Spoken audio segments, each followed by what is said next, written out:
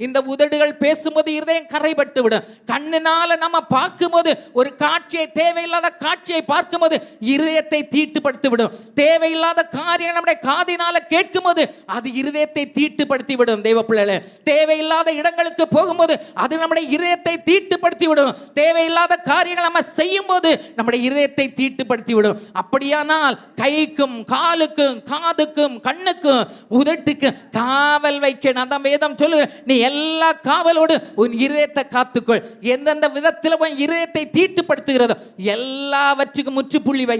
ஆமென். ஏன்னா நீங்கள் நான் ஆண்டவருக்குள்ளால வளரணும், கனி கொடுக்கணும், தேவனுக்கு பிரயோஜனம் உள்ளவர்களாய் மாறணும். இல்லாவிட்டா நம்ம ஆவிக்குரிய ஜீவத்தை சிதறடிச்சிருவான், சின்னாபினமாக்கி விடுவான். தெய்வ பிள்ளைகளை பரலோகம் போக முடியாது, பாதாளத்துக்கு தான் போக முடியும். ஆமே, உலகம் பொல்லாங்கனுக்குள்ளால கிடக்கிற தெய்வ பிள்ளைகளை எவனை விழுங்கலாம். நீங்க எவ்வளவுதான் அபிஷேகத்தில் நிறைந்திருந்தாலும் நீங்க மொபைலை மாத்திரம் கொஞ்சம் அளவுக்கு மீறி பயன்படுத்துவீர்களானால் ஒரு நிமிடம் போதும் தெய்வ பிள்ளைகளை, ஒரு செகண்ட் போதும். உங்க கைக்கு நீங்கள் காவல் வைக்க விட்டா சில காரியங்களை தட்டி விடும்போது தட்டி விட்டுட்டே போங்க. ஏதாவது காரியங்கள் வந்தா அதுல நீங்க ஒரு செகண்ட் கூட நேரம் செலவழிக்காதீங்க, அடிச்சு விட்டுருங்க. இல்ல இது என்னை தீட்டுப்படுது.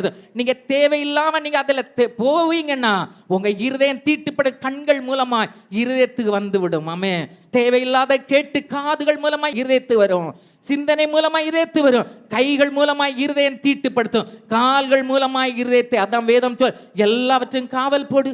நீங்க ஆவிக்குரிய ஜீவியத்தில் முன்னேற வேண்டும் என்று நினைக்கிறீங்களா?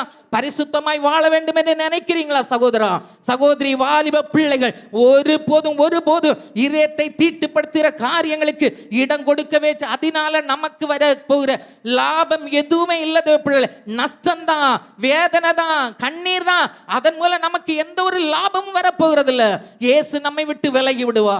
இதயத்தை கரைபடுத்துவோமானால், இதயத்தை காவல் வைக்காமல் இருப்போமானால் இயேசு நம்மை விட்டு விலகி போயிடுவான். சாத்தான் நம்முடைய இதயத்தை நிரப்பி விடுவான். அதுக்கப்புறம் நம்ம வாழ்க்கை ரொம்ப மோசமாய் போய்விடும். இன்றைக்கு ஒரு முடிவு பண்ணுங்க, ஆண்டவரே நீர் பேசி இருக்கிறப்பா,